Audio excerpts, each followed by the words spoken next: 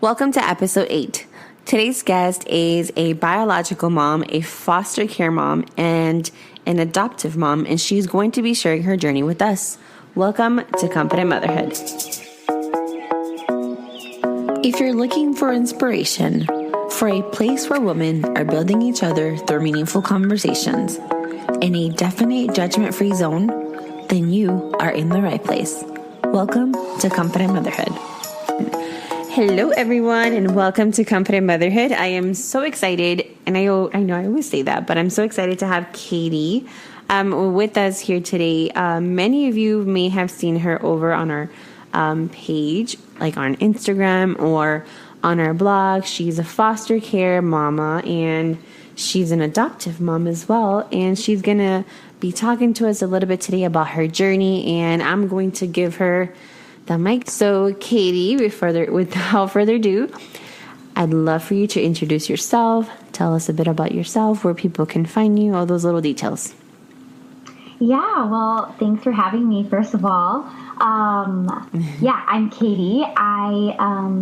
Like you said, I'm a foster mom. I was actually a foster mom first, and then a biological mom, and then an adoptive mom. And then we've kind of gone back and forth between fostering and then having our one biological daughter and our adopted son. And after his adoption, I just felt really inspired to kind of blog about our journey, to photograph our journey along the way, in hopes that it would be encouraging to other parents that are either going through the adoption process or considering foster care.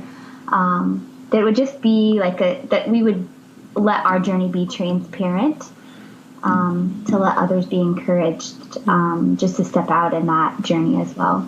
So beautiful. So, Katie, I know that you have your little boy, your little girl. So what moved you guys to become foster parents, first of all? Because I know that's where you started. So what moved you to become a foster parent? I know that you guys, in the blog that you wrote, you mentioned how you guys had just gotten married and all that stuff. So what moved you to become a foster parent at that time?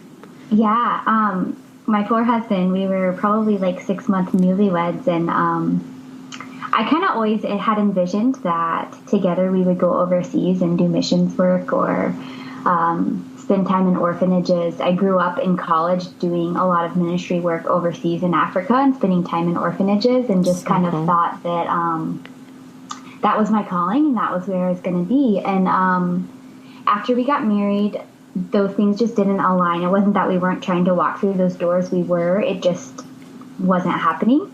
And so I started thinking about orphan care and what that looked like here, like, where we're living.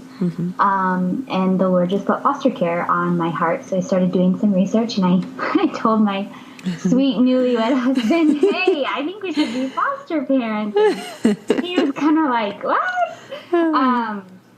So yeah, we talked about it for a few months, prayed over it, and then started the classes. I don't even think we'd been married for quite a year before we started the foster care classes. And yeah, that's kind of how we got into it. Oh my goodness. I don't know what my husband would. I mean, like, I've always been that, like when I was small, I always saw those videos like on TV, and I was always like, I want to become one of those, like, adopt, like, I want to bring a kid from overseas. And as you grow and you see what's around you and you see like how much there's a need, even here, like in the US, like, because a lot of people think like, oh, overseas, but oh my gosh, here in the United States, it's like so much. And that's not to discount, obviously, like, families or people that feel called to adopt overseas. Right.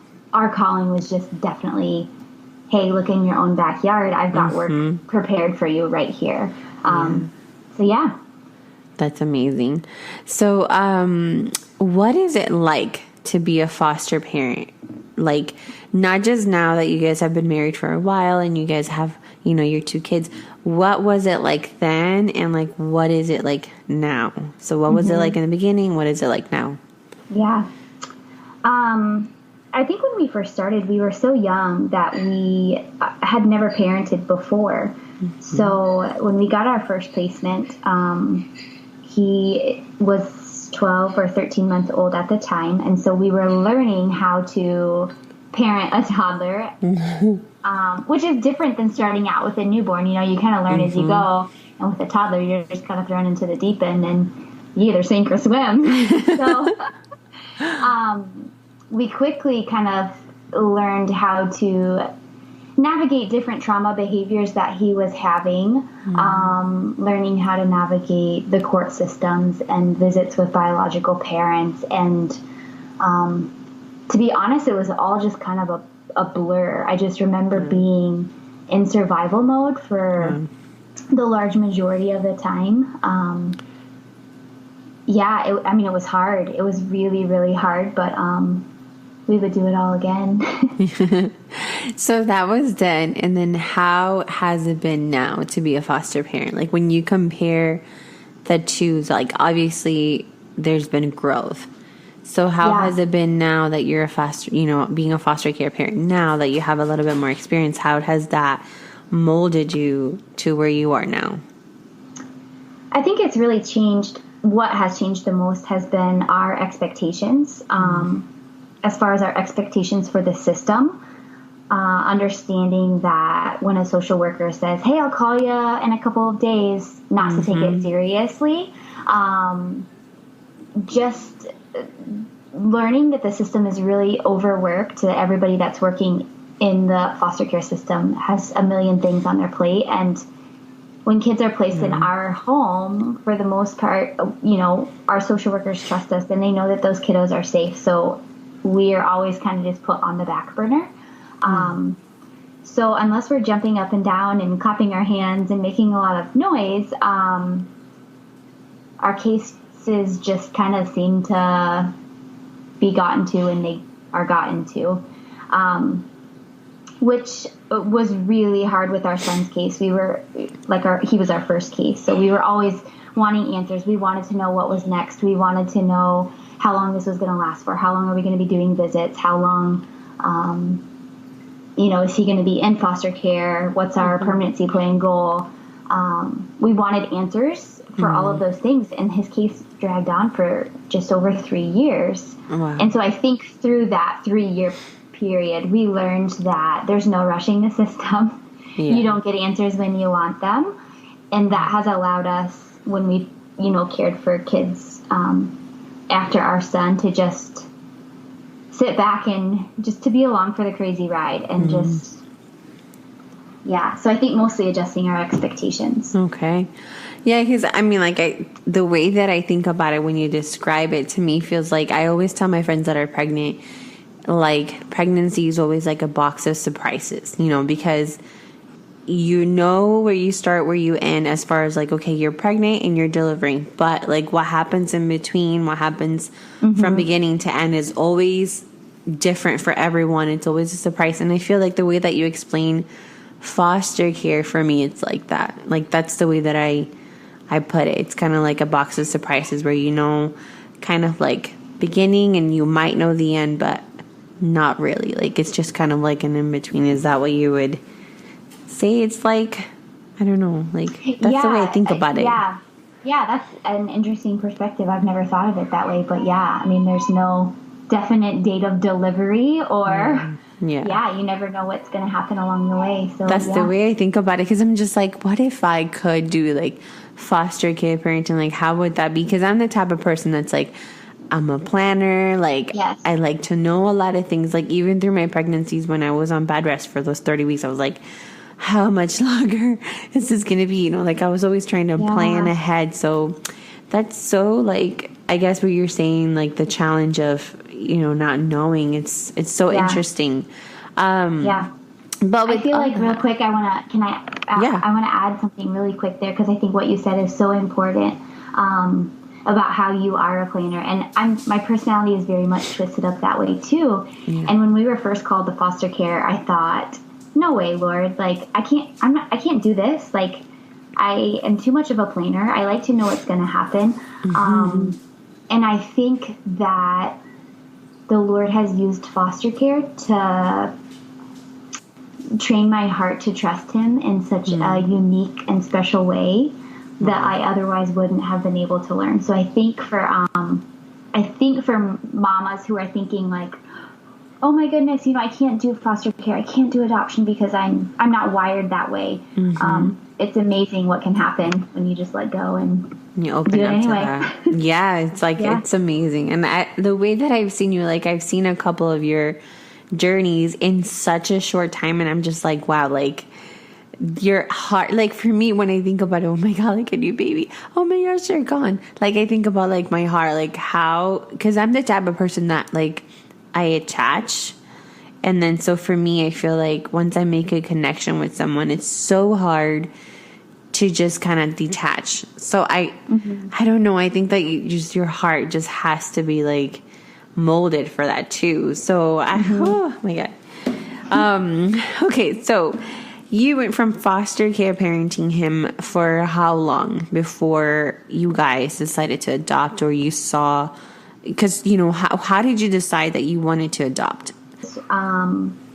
You can determine whether or not you're a pre-adoptive home, meaning if a child were to stay in your home and parental rights are terminated, then your home is already like pre-approved for adoption. And when we got into foster care, adoption was not even on my radar, believe it or not. It was not something that I had really dreamed about or envisioned myself doing. We got into it solely for the purpose of loving kids and loving their families through hard times. And we had to like check a little box on our form that said, are you willing to be a pre-adoptive home? And my husband was filling out the paperwork and he just marked an X through the box. And I remember looking at him thinking like, you want to adopt? I mean, it was the first time that we had really even had that conversation, which sounds crazy. But yeah, so we ended up being a pre-adoptive home. And it's unlikely, at least from the friends that we have had, the state's goal is always reunification in foster care. And I think that if you get into foster care with the sole purpose of adoption, you'll become very frustrated because the state will exhaust every resource possible in order to meet the goal of reunification. So with our son, that was obviously the goal, and we tried, the state tried thing after thing after thing after thing to enable reunification, and it just was not possible. And so when parental rights were terminated, or it was headed that direction, we knew without a doubt that Gabe was our son. And it's been interesting having a couple placements after him, because it's just like this, we had this instantaneous connection with him. Almost, I was still as a mom kind of guarded because I was so afraid of losing him. But at the same time, it was, this is my son. I just knew that he was my son. Wow. So, like, I guess, I mean, I don't know, like, how do you cope with, I don't know, because you've had him for how long, you said, before you guys decided to finally adopt, or I guess go through adoption? Yeah, so it wasn't so much us deciding, do we want to adopt or do we not want to adopt? It was, we would have adopted him if we could have within the first, month of him being in our home. But it just took the state that long to, check all the boxes and prove that reunification was not a possibility. Wow, that's got to be, I don't know, like, how do you, to me, I guess for me, it's the hard part is, I'm a mom, so it's like hard for me to think about, if I were ever in such, you can never say never. So like, I always think about like, if you're ever in that situation, because, there's so many struggles, it's not just like abuse. There's just so many things that go into foster caring, and so many things that kids come with or families come with. And,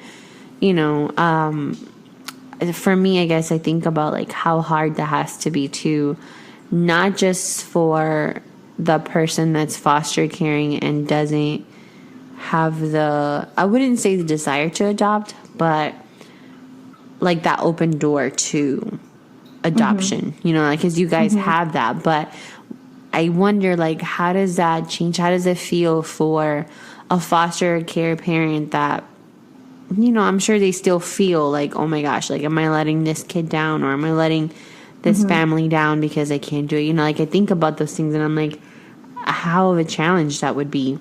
But how do you cope with, you know, now that you have all these, that you've had these experiences with so many other little kids and the babies and the children, how do you cope with being a foster care parent and then those kids going back? You know, I know that, of course, it's always to restore, but there's got to be also something that you're just like, you know, like, does that ever happen? Because I'm only going off by movies or things that I've seen, so I can't really, I've never been in this type of system. So how does that, for someone that doesn't know, like me, how does that, I guess, how do you cope with that? That's a great question. I think that we had a really wise friend tell us when we were walking through just the knee-deep, just trenches with our son's case, tell us that the Lord will always give you enough grace for today. He's not going to give you the grace that you need for tomorrow because it's not tomorrow yet. And if you have to say goodbye, then he will give you that grace for that day when it's needed. And I just really clung to that truth, knowing that the Lord loves my son more than I ever could. And if there is a time when we would have, you know, had to say goodbye to him, just being able to trust that the Lord is going to heal those spots in our broken hearts and, you know, heal those that occurred in his. The other placements that we've had after our son, goodbyes are never easy. But I think that when you have been able to establish relationships with the family, it makes it a lot easier. When you see parents who are genuinely trying, that genuinely love their kids in a way that makes it a lot easier. And I have to remind myself that just because they parent differently than I do doesn't make it wrong. That's like, yeah, I mean, I don't know, like, I guess I always have the mindset of mom, and it's just like, wow, like, that's really deep, like, you know, oh my gosh. But I think the other thing too is, like, we told ourselves is, like, you know, when we had a placement of a baby that was about 8 months old, and we had her for a very short time, about 2 months, and we really loved her. We were really attached to her. My kids loved her. And, you know, I kept telling myself every day, we are loving her well, and we are teaching her to attach, and we are teaching her to trust. And without those building blocks, she can never be successful later in life. And so the role that I've been called to right now at this time in her life is to provide her with trust and security. Because you see it with kids who have not been properly attached, who have not been properly loved and cared for, and it creates so many more problems, you know, further down the road for them. So, oh my gosh, yeah. Ever had the experience of being a foster family for a little baby where they go back, but then you have to bring them back? Like, have you ever had, I don't know what that would be called, but have you ever gone through that with any of your like your experiences? Has that ever happened? It hasn't happened to us, no. I've had friends where that's happened. The kids have gone home, and then they are placed in foster care again, and then they come back. So yeah, that hasn't happened to us yet, but hopefully not. That would be a hard road to walk, I imagine. Yeah. And then with that, I know what you were saying earlier with your little ones being attached to this 8-month-old. How do you prepare your kids, like, for when there's an incoming and when they're going out? Like, how do you prepare? Like, because they're so little. In my case, for example, like, when we have friends, they're like, well, why are they leaving? Why do they have to leave? Like, they have so many questions, and I'm just like, they have to go back home, you know, like, they have to go back home to mom, and they're just like, But why? How do you prepare your kids for that? Because, it's not like they're just sleeping over one night. You have them for short or long periods of time. So how do you, how do you prepare them for that? Yeah. So our kiddos are 4. Our son is 4 and our daughter is 3.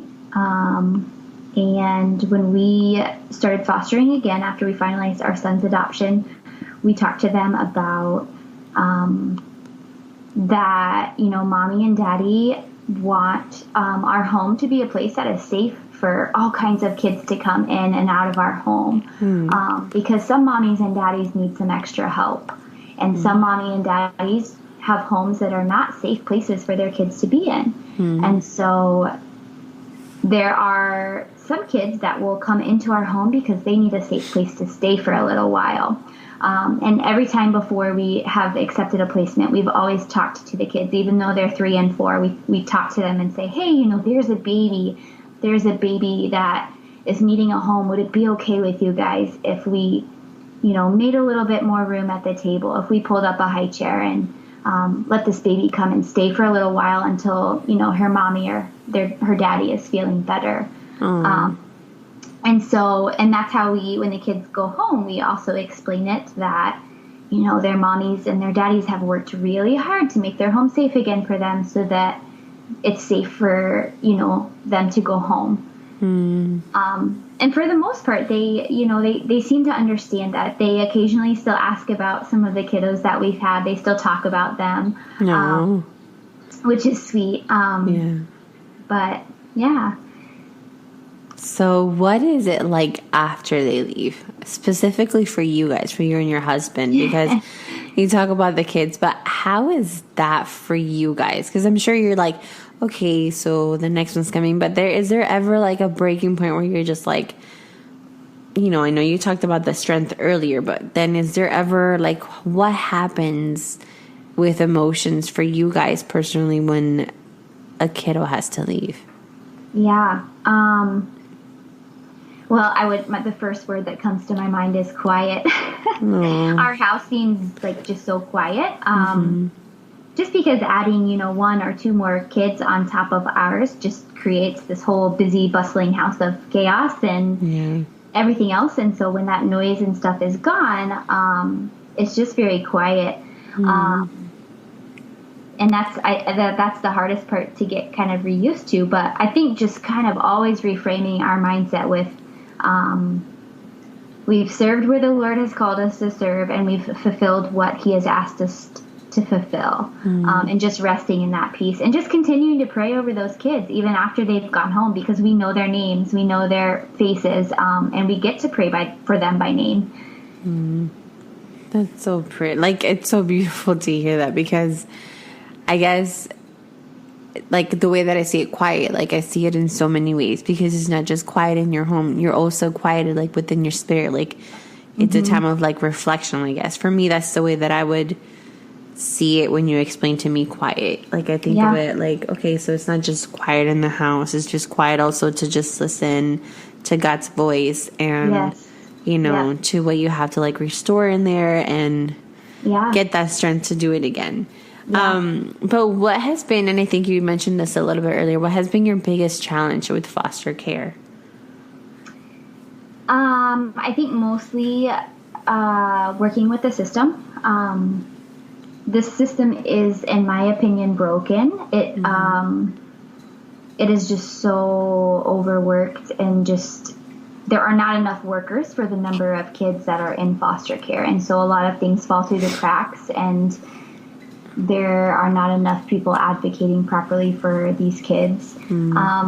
So figuring out the line of, okay, how do I advocate for these kids really well? Right. But how do I also not completely just take control and take charge and want to call all of the shots for their life?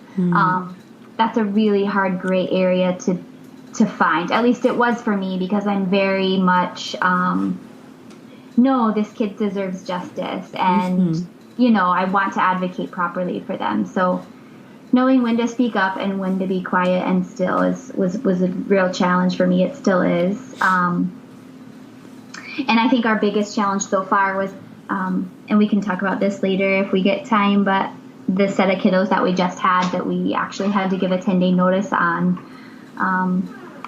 and send to a different home. I think I was, I don't know if it was like on Instagram or something that I was trying to keep up with there. I was in the hospital then, but I know I was trying to keep up with, like, you were going through that process. But what has been, and we can of course talk about that, what has been the biggest challenge for you both, like for you as a spouse? Not just the system and all that, but for you and your spouse through this journey. What has been your biggest challenge for that, like, or through that? Ooh, biggest challenge. Because I know, like, of course, to be foster care parents, you have to both be in the same page. But is there ever a place where you find yourself, like, praying harder because you're both, of course, trying to either advocate? There's something, like, what has been your biggest challenge together through this journey? I would say that every single time that we've started a new foster care case, it's been, it's almost like we're just also opening our home to some intense spiritual warfare. Everything that could possibly go wrong always seems to go wrong after we get a placement. It's happened every single time. And I think we've gotten better at figuring out and, like, kind of expecting that, but it's always a challenge to maintain that communication throughout those first few months, to get into a routine, for me to communicate with my husband, hey, here's what I need from you. I'm struggling. I've dealt with behaviors all day, and I need, X, Y, and Z from you. And for him to, be able to say, yep, I'm here with you. Like, let me do bath time. Let me clean up dinner. Those are the intangibles that, in my opinion, you have to have somebody that's on your team and willing to fight with you and not against you. Yeah. Oh my God. So we have, of course, a lot of time. I have a lot of time. And I would love to hear your story with your latest, because how many, I don't know if you can share this, but how many fostering, is that how you would say it? Like, how many have you done already in your period of time? So we have had 4, 5, 6 kiddos. Wow. 2 were in respite. Respite is just like a really, really short-term placement. But yeah, our last kiddos that we had, we adored them. We loved them. They were of similar ages to our own kids, so we kind of thought, oh, it's like we're already in this life stage, so what's adding a couple more? Yeah. How many of them was it that you got? Yeah, so this was our first sibling set that we had. It was a 3-year-old and a 6-month-old. Yeah. And a lot of details were, obviously I can't share details about their children here, but a lot of the details that we were given and the information that we needed to be able to raise them successfully or have them join our family, a lot of those details were left out and didn't really come to light until, after a week or 2 of them being in our home. And the guilt that I felt with that was just incredibly overwhelming, because going into foster care, we said that we would never give up on kids, that we would never give a 10-day notice and say, we can't do this anymore.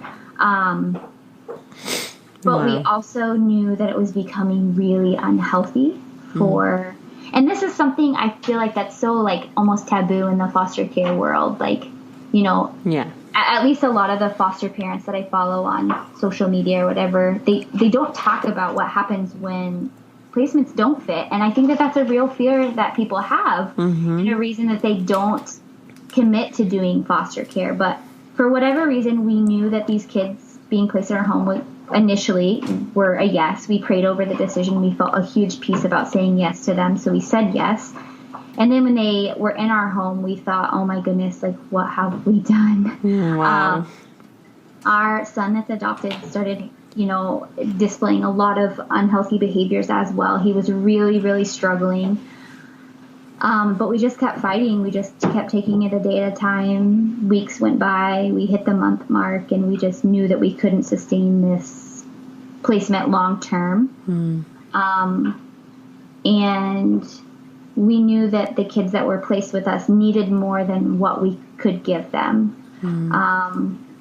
And so we ended up calling our social worker and I sent a really long email advocating on behalf of both of the kiddos that were in our home.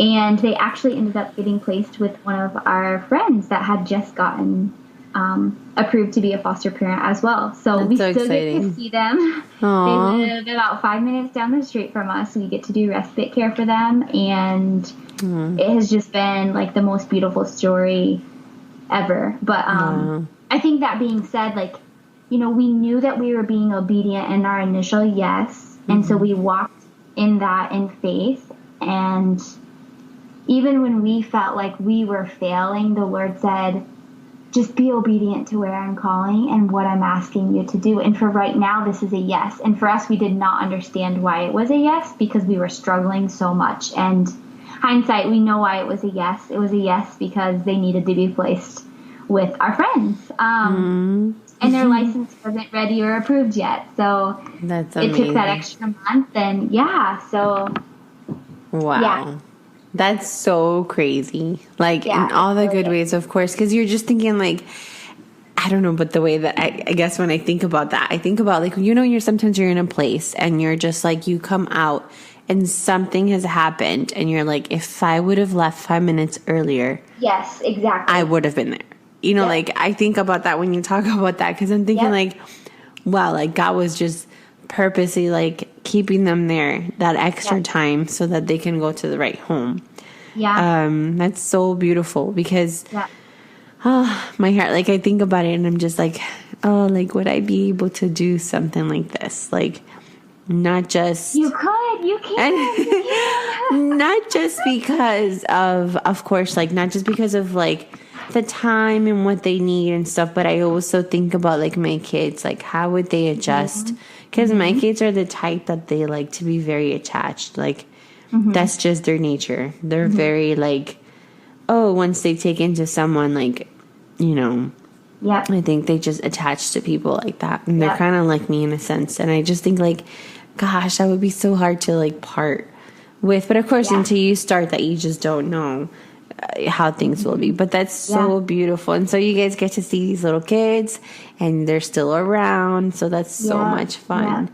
So one of the things that we tell our kiddos, because our daughter especially is very much that way, very attached and very lovey and affectionate. And my husband and I talked in great length about it, because now our kids are getting older and to the age where they remember and they have those attachments and still talk about those kids when they leave and go home. And we just always come back with but what if we don't? We feel that we are teaching our kids the intangible things in life, how to, when I was in elementary school, I remember not understanding why kids in my classroom didn't have nice shoes on, or they smelled bad, or their mom never came to pick them up from school. And it's our hope that our kids can see and understand why that might be, and to be able to stand up for those kids and to be their friend and to not be afraid of somebody that looks different than them or has a different lifestyle than they do.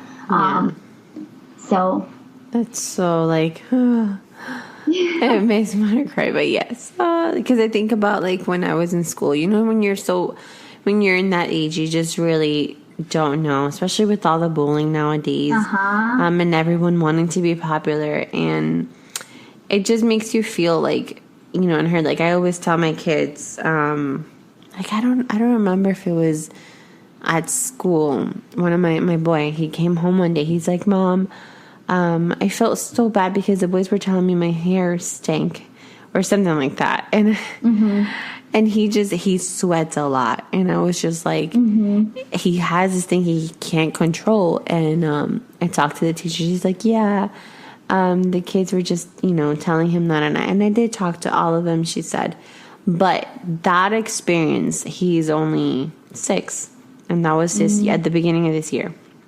And that experience has helped me because he started becoming like a little bully at school.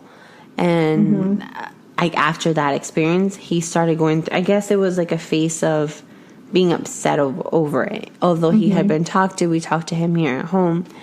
And I told him, when the teacher told me that he was kind of like bullying someone in the classroom, I said, and it was a little girl that it's a private school. So she was only there because of a foster care family. And, excuse me, he bullied the little girl. And I told him when he got home that the teacher told me about it. I said, do you remember when the kids were telling you that your hair was stinking a little bit? Because of all the sweat. And he was like, yeah. And I said, how did that make you feel? And like, he stood quiet for like the longest time in the car. And it wasn't like he was teary-eyed, but he was very quiet. And he was just like, I felt bad. And I said, okay, so how do you think, this little girl feels because you're telling her that her shoes, don't look the part, they don't, whatever it was.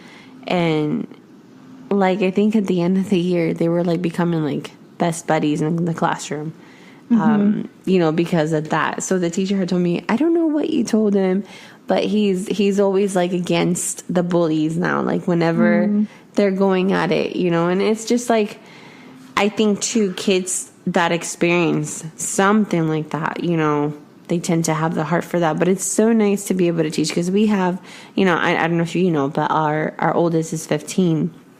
I got him when he was turning 5, and he's never met his mom. She left him when he was about 6 months old to my husband. And so I'm pretty much the mom he's known and had. And so I'm not a foster care parent. I don't say adoption, but of course that's what it is. That also has opened, I think, his heart to be very humble and to be because he knows about it now and he's very aware. That has also helped him to be very, accepting of those that are around him.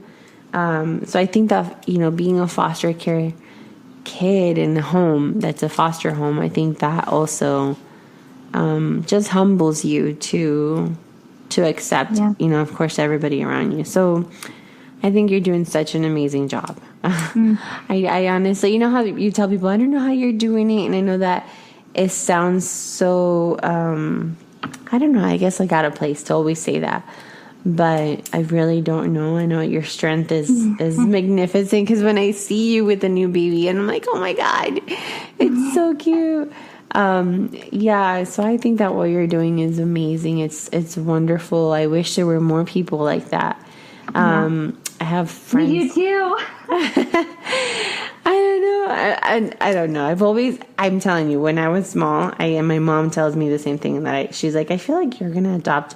If it's not now, later on in life, you will, because she's like, you've always been that little girl. Whenever, I think it was it was a famous thing that would come on like World. Yes, I totally know what you're talking about. World something. I can't remember what it was, but I know my mom was like, every time that came on, you were like, Mom, we need to adopt one. And I think we ended up doing 2 of them, where we would send them stuff, and I would send them letters and stuff like that.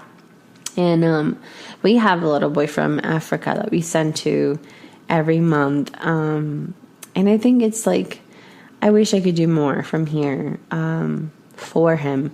But locally, I've been wanting to get involved a bit with, the orphanages and places like that, because I feel like, I don't know where it was that I was reading, or maybe on the news, that your name came up, and I was like, I just thought about you. It was a 17-year-old. I don't know if you saw it on the news, that he was the army or something. Yes.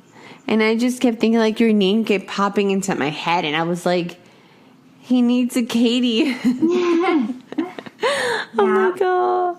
I was like, oh my gosh. And it broke my heart to hear him. I was like, it just broke my heart. And I think it's so hard because, everybody wants babies or everybody wants, the little ones. And it's just like my heart always tends to go towards those that are like in those 12 and like 10-year-olds because you're just like, there's nobody looks for them. Right. Or it feels like nobody looks for them, Yeah. But I think it's so beautiful what you're doing, and I don't know, I praise you for doing all this work. I know it's a labor of love because you really have to have the heart for that. I don't think anybody can just do this. I think even if someone wanted to, I don't think it just can be anyone because I think they have to have that heart for it. You know what I mean? Like, I know, of course, anybody can be a foster care parent, but I think it just takes a special person, or a couple to want to do that. But any resources or anything that you want to tell people, perhaps on wanting to do this, to becoming a foster care parent, because like I said, not that it's not for everyone, but I feel like there's just a calling for people that sometimes they're not even aware of, they're just like, oh my gosh, no, I don't have the heart for that, but maybe they do, and maybe it's just experiencing it, to be able to figure out, oh my gosh, yes, I totally do have this calling, because I think I have like 2 friends that are doing it, and I remember they were like anti-kids back in the day. And so now to see them doing this, I'm just like, oh my gosh, and one of them has adopted. So it's just kind of like, wow, like you think that you can't do it, but you totally can. It's just a labor of love. But what do you want to tell people that are wanting or have thought about it or have had dreams, or, what do you tell them, or how do you encourage them to become a foster care parent or an adoptive parent? Yeah. Well, obviously I can't say enough about it because I feel like that's kind of why I started Hello Sparrows, was just to advocate, to try to get more people on board. Because it's not as scary as it sounds. I feel like sometimes, there are really hard things that go on in foster care, but at the core of it, like, they're kids that need to be loved and cared for. So our biggest resources, there's a book called Reframing Foster Care, written by Jason Johnson. It will flip you upside down. After we spent 3 years walking through the foster care system with our son, if I'm honest, we really, really went back and forth about closing our home. So taking on no more foster kiddos, or continuing to leave our home open. And we were tired. We were tired of the system. We were tired of the social workers. We were tired of people being in and out of our home. So we ended up reading this book called Reframing Foster Care. And we were like, nope, we got to keep our home open. Like, we've got to keep going. The way that he writes the book and the questions and the things that he answered are so many of the things that we've talked about today. How is this going to affect my biological kids? What happens when I have to say goodbye? He just has such a healthy perspective on those things that I would encourage anybody that's considering it to read that book. And then we also, every year we attend the Empowered to Connect conference. Karen Purvis, she's since passed away, within the last couple of years, but it was a conference that she started, and it's about parenting kids that come from hard places, adopted kids, kids in foster care, kids who have experienced trauma. And it has been a great resource for us as far as learning how to manage some of the different behaviors and the sensory processing disorders that we've come across and that kind of thing. Have you ever considered, I know you've had mostly the kiddos, the babies, have you ever considered, is that something you would consider, or maybe I just don't know how that works, but like having someone older in your home, has that ever come across? Yeah. So the way that we've kind of thought about it is we kind of are wanting to take on kiddos at where we are in our current life stages. So our kiddos are 3 and 4. going forward now, we think that we will probably take on respite care, which is really short-term placements, and kind of it's giving other foster parents a break or giving the state time to find them a more permanent long-term home, and kind of seeing what ages fit well with our kiddos. So for right now, we kind of feel like our cap, like our top age limit that we would take into our home is around the age of 8. But we feel like as our kids continue to grow and start into elementary school, then we'll start looking at kids that are probably more like 10, 11, 12. And as our kids are in middle school, taking on high schoolers. So just growing that age as our kids grow, if that makes sense. Yeah, totally. I mean, it makes total sense. Just because not only are you experiencing those things if they're in similar ages, but your kids can identify, of course, with them, you know, in many ways. So that's really cool. Yes, I'm trying to think of what else people would want to know for foster care. I mean, I have so many other questions that are for offline, but it's like, you know, it's just such a great area to ask and whatnot. But I think it's beautiful what you're doing, and I tell you that time and time again. And it's so funny because, guys, Katie and I, we're not like friends that like have been friends forever. She literally like reached out to us on Instagram, and it was more like collaborating and like doing something.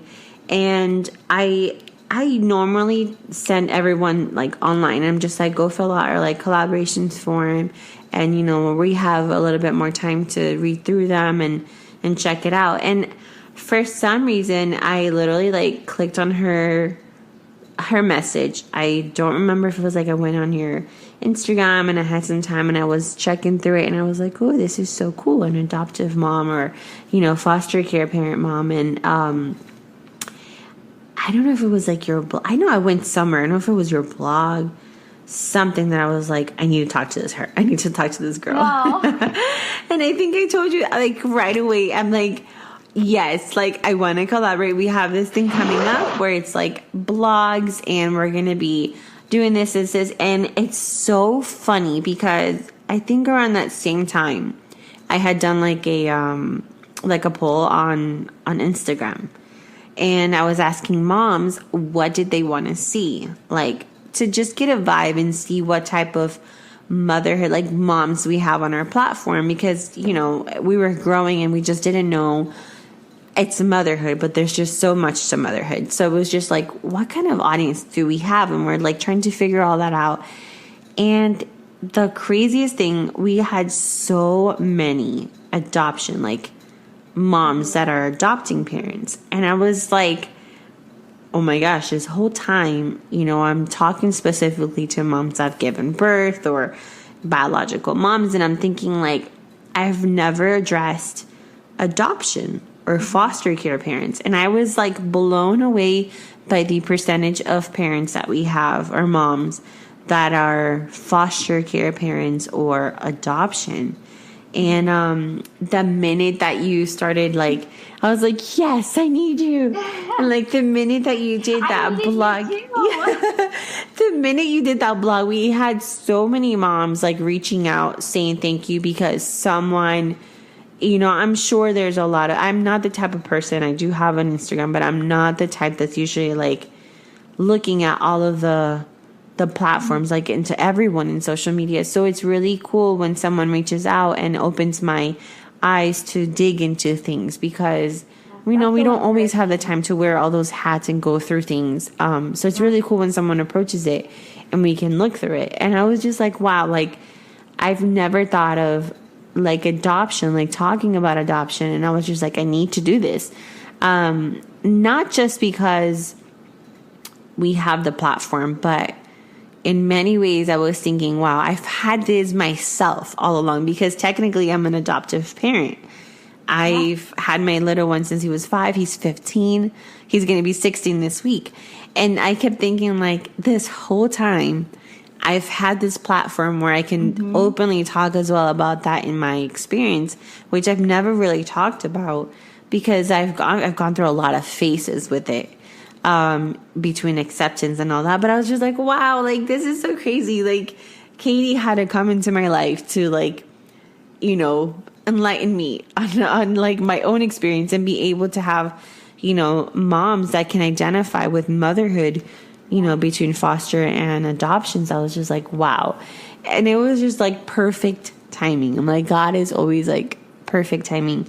So it has been like the most amazing journey to see, like, every time I read her blogs, I just either cry or I'm laughing in between little things. Or I'm just like, wow, like, it's so touching because, for me, as becoming a mom at 5, when I had just gotten married and it was like a kid was always at home, I had never gone through the stages of newborn, like I've always been between potty training and now, youth. And so it's so crazy with the emotions. When I read your blogs, I think about like my situation. I'm just like, wow, I've gone through those phases where I've been angry or I've been really sad, or because you just don't understand and you're trying to adapt as much as that little one is trying to adapt to you. And thankfully he was really well, with me, and our journey has been really good. Right now, of course, we're bicker. He's 15. That's just the normal stuff. My husband's like, you guys are like, before it was just me and him, me and him. And like now we like bicker a lot. And so my husband's like, you guys are always bickering. But then it's like 20 minutes later, we're like, hey, did you see this? And we're like, we're like teenagers with each other. And so it's just amazing. Like, I'm thankful that you came into my life, that you were on our platform and you're able to talk, and, and you have your blog, which I would love for you to share once again where people can find you. So, your like Instagram, your blog, anything where they can find you and connect with you. Yeah. Well, I have to extend a thank you to you too, because when I started writing and blogging, I was like, man, nobody's going to read this stuff. This is just a waste of time. Like, why am I doing this? Why am I writing? And then when we connected, I just felt so encouraged and so empowered, and so just that it just gave me that spark and that drive to keep going and to keep writing and to keep, advocating. That's awesome. So I think without our paths crossing, I don't know how much more I would have kept writing and kept going. So I'm so That's thankful. Awesome. But yeah, so I blog not as often as I would like to, but I try to do it once a month or so over at hellosparrows.com. And then I'm on Instagram, and my Instagram is at hellosparrows as well. And why did you pick Sparrow? I know that's on your website, but why did you pick Sparrow? So every time my kiddo comes into our home, there's a verse in scripture that talks about the Lord caring for the sparrows, and sparrows are just such tiny, fragile little birds. And I just think about these little fragile kids coming into our home and how we have the gift of being able to give them a comfortable, warm, safe nest. And that we get to tell them hello every time that they walk through our door. So that's hello, so sparrows came in. Yeah. So neat. Yeah. I love that. Oh my gosh. Well, Katie, I know it's late. I know that there's things to do, but I'm so thankful for your time, for speaking, for not just with me, but advocating for all these little lives, for the many kids you've had in your home that you've with so much care and love and tender, like, just, you've been there for them. And I pray and continue to pray for you that you can have the strength to continue, whether that's short or long, whatever, the future holds for that. I just pray that you have the strength for you and your husband and your family, to continue on, because I think that the work that you're doing is beautiful. It's not just becoming a foster care parent, but you're also instilling that little seed of love, of God in their hearts, and showing them, not just talking about it, because of course just about anyone can become a foster care parent through lots of resources and lots of classes and lots of things. But I also think that being able to give them that little seed of love and showing it to them, can make such a difference for their future, like for what they're going to be going through. So yeah, thank you so much for your time. I appreciate it. And guys, go read her blog, follow her story, follow her on Instagram. And yeah, thank you so, so much. Yeah, thank you. Thank you for being here with us today. We hope that you're inspired, encouraged, and empowered to live confidently through your motherhood journey. You can find me on Instagram at Confident Motherhood or our website, confidentmotherhood.com. For any topic suggestions, questions, or stories you'd like us to share with our audience, please write us to hello@confidentmotherhood.com. Talk to you soon.